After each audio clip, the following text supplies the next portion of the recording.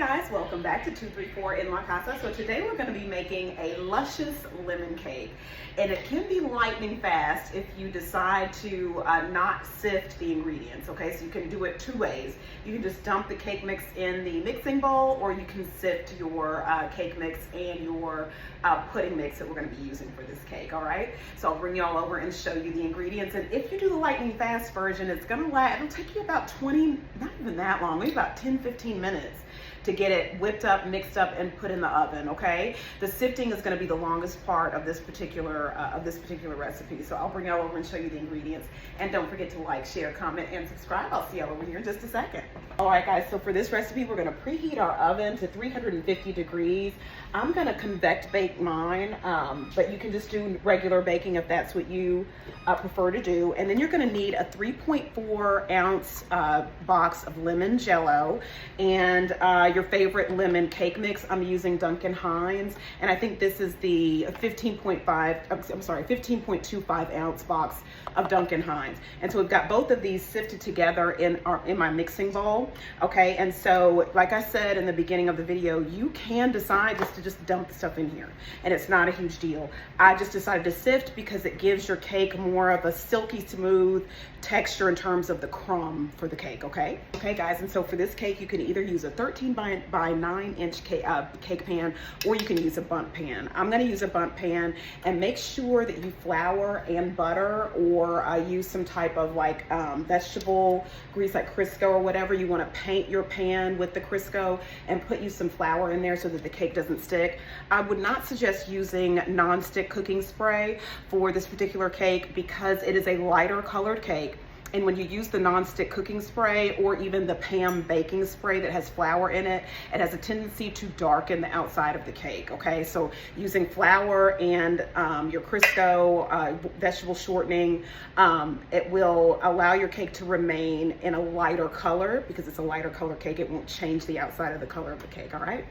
All right, guys, so if you're using a stand mixer, we're gonna use the paddle attachment, and we're just gonna kind of slowly mix the dry ingredients together just to give it a quick little mix. Even though it's sifted together, I just wanna give it a little mix.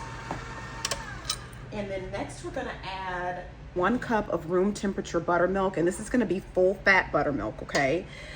You can also use sour cream if that's what you would prefer to use, or if that's what you have on hand. And you could also use whole milk as well, full fat whole milk. Then we're gonna add 3 tablespoons of lemon juice at room temperature,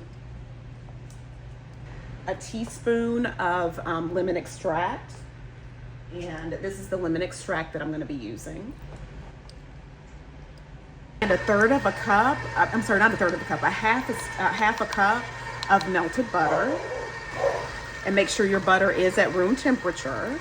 And so you're gonna mix that on low for a little, just like a minute. You don't wanna over mix, okay? And so then next we're gonna add 3 room temperature eggs, and we're going to mix after each addition of the egg.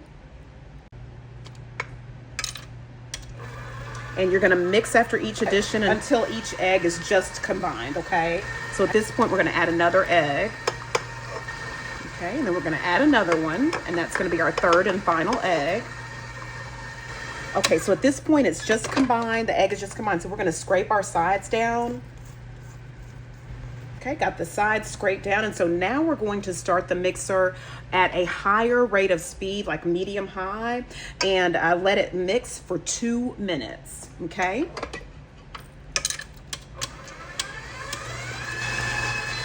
All right, guys. So it has been 2 minutes. I'm gonna turn my mixer off. You're gonna scrape your paddle attachment off, and go ahead and get your Bundt pan or your 13 by 9 inch cake pan, or you can do rounds as well, 9 inch or 8 inch or 6 inch rounds if that's what you would prefer to do.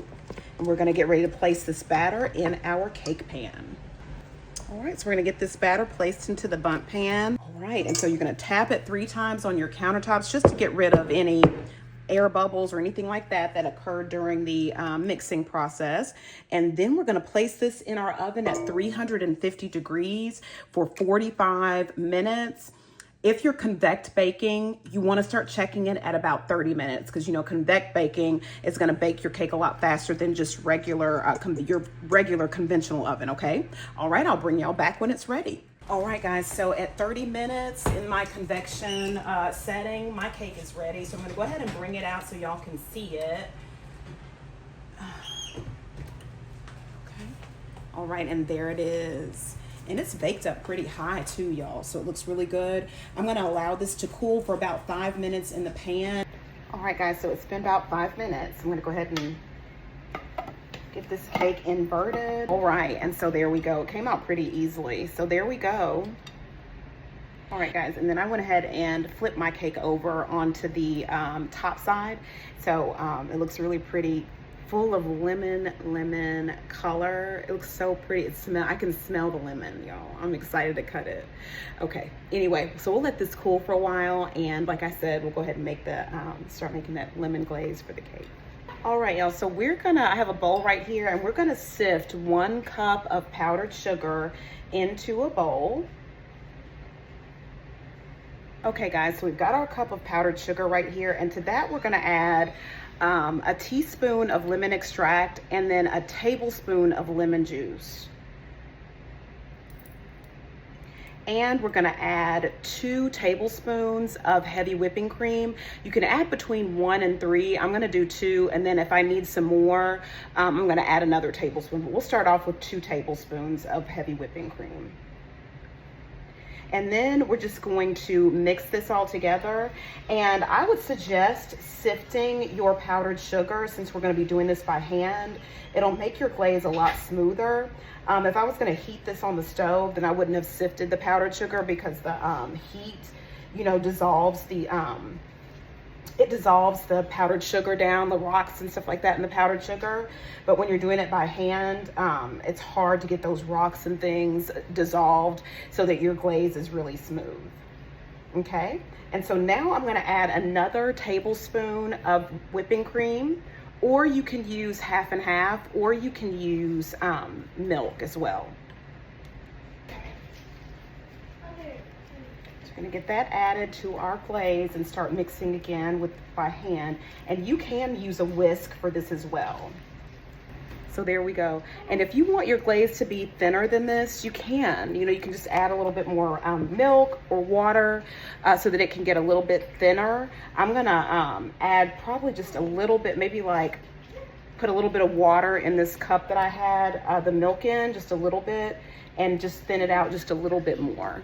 All right, guys, so I went ahead and added about half a tablespoon or so of water to this, and this is the perfect consistency that I want for the glaze for this lemon cake. And I can, again, smell all this lemon in the glaze as well. And another thing, if you don't want your glaze to have lemon, you know, you don't have to use it. You could use some vanilla if you would like to, just to kind of offset the lemon from the cake, okay? So you don't have to put the lemon in the glaze if you don't want to, okay?